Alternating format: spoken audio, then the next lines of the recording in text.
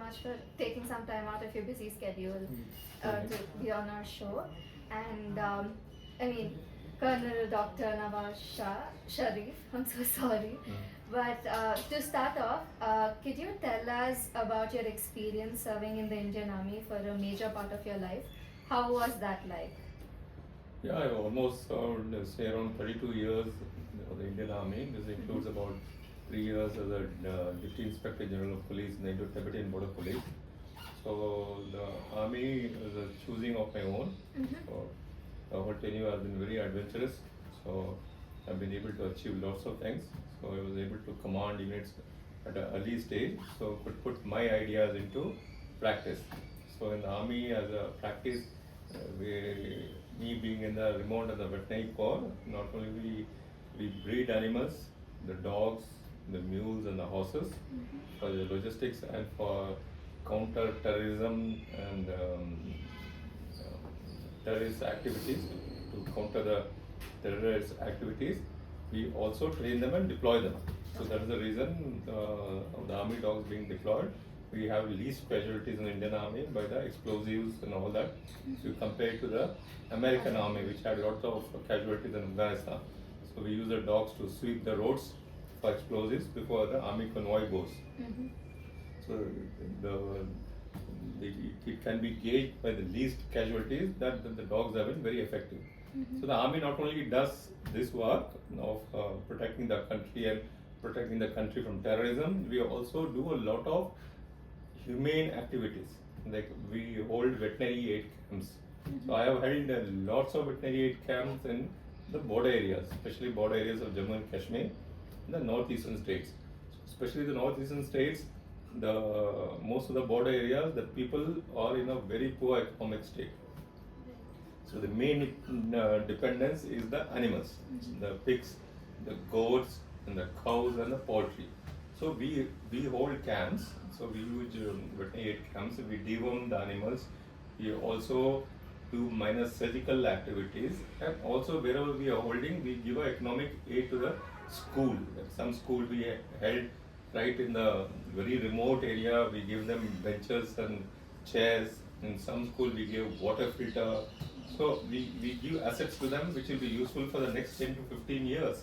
So that's one thing, and also aiding the civilian population, which is their own economic state. So we did this lot in for Bakarwals in Jammu and Kashmir and many of the border districts of Assam, Misamari, Silchar, Tejpur and Arunachal Pradesh in the Lohit district of Lohit.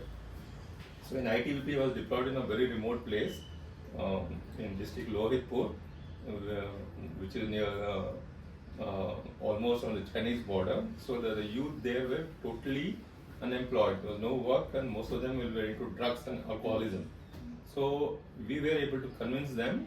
So we held classes for them in raising piggery and sheep, and we tried, and to a large extent we were successful in winning them away from all this, and we got them soft loans from the SBI so that they can start piggeries and poultries and goat farms. So this helped a lot of the youths to win them away from the other anti-social activities.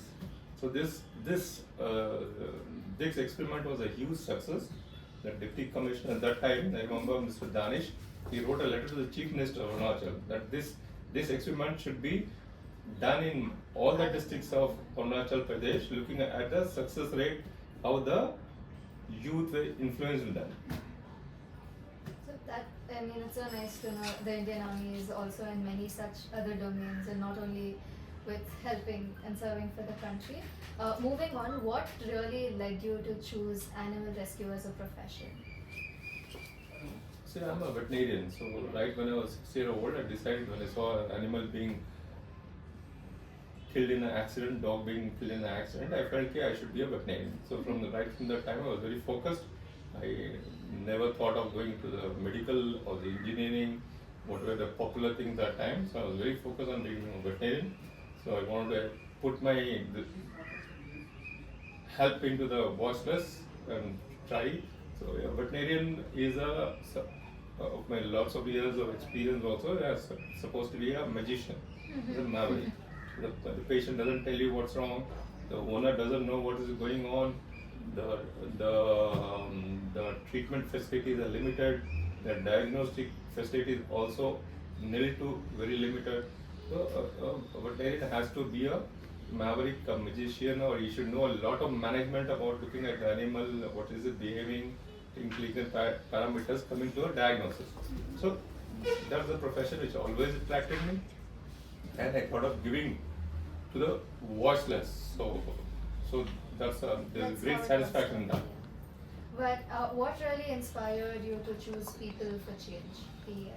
Oh, that's after I hung up my boots while I was in the army, Right. after retired. So I decided that this was a new field to me. But even though I have done lots of, we have treated many, I've treated in field condition, grown elephants in the army, because we were the only guys who were advanced inside the jungles, because no veterinary structure was there, and most of the forest department was not there. So we have rescued a lot of bear cubs, and we, when I was in Kaziranga, the floods were affected, we used the army choppers to lift the animals to a height, so they could escape the floods.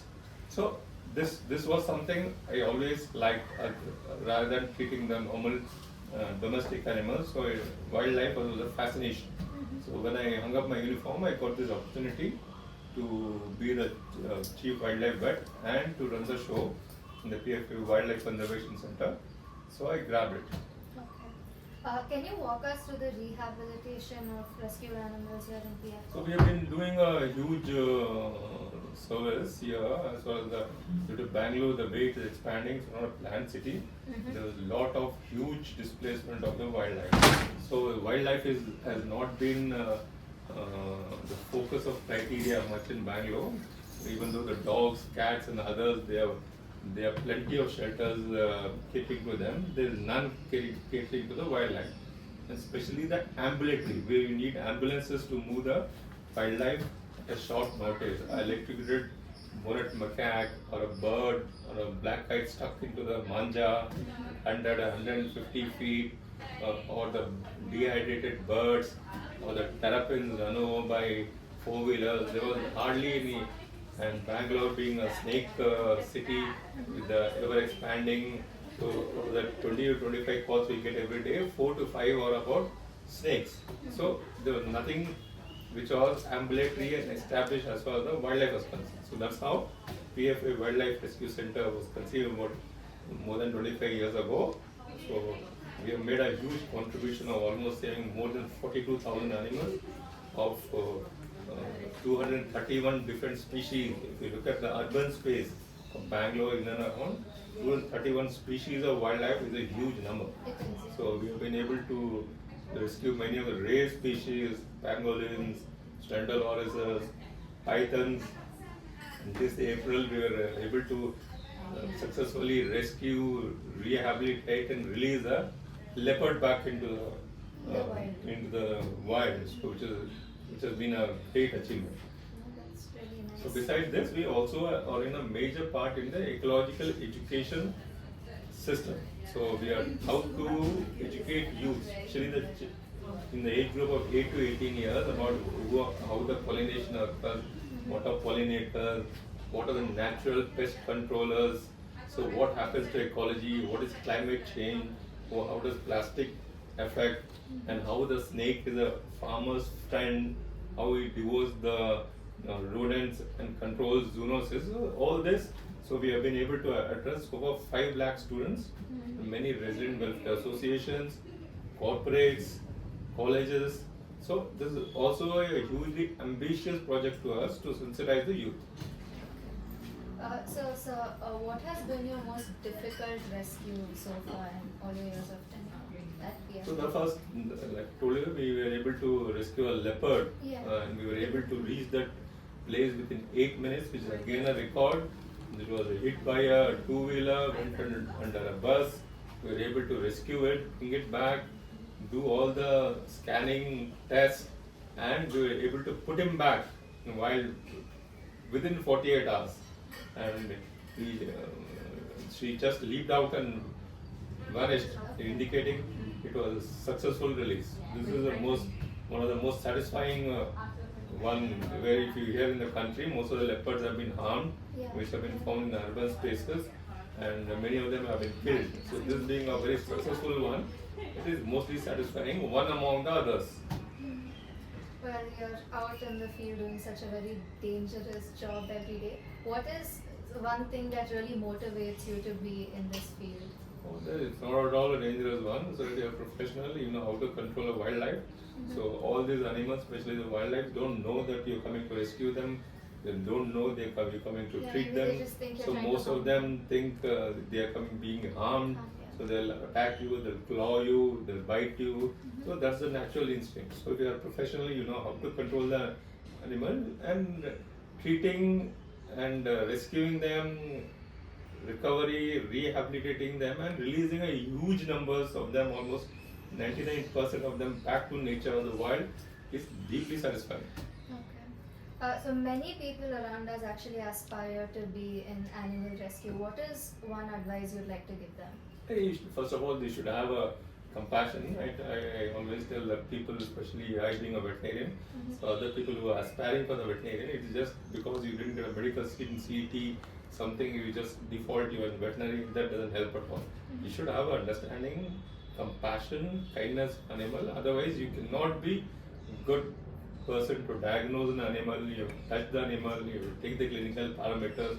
So you, for everything as far as the animals are concerned, the voice says you should have kindness and compassion. And of course, for all the work that you all are doing, it takes a big team and some team effort. Is there something that you would like to say to your PFA team and we are a great team. So in fact, a couple of days ago only, we have been felicitated with the United Nations Karamveer Chakra, so which is a huge achievement for us. So it indicates how the team has been working, and the Salamada Timmaka, she is specially called us and felicitated with an award.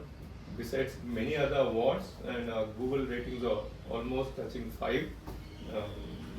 So it indicates we are doing great work. So leaving aside awards, it's the satisfaction of curing these animals and putting them back to ecology, to nature, for what nature intended their role to be. That's what we want, and that's, at the end of the day, that's deeply satisfying. Well, that's it. So thank you. Thank you so much.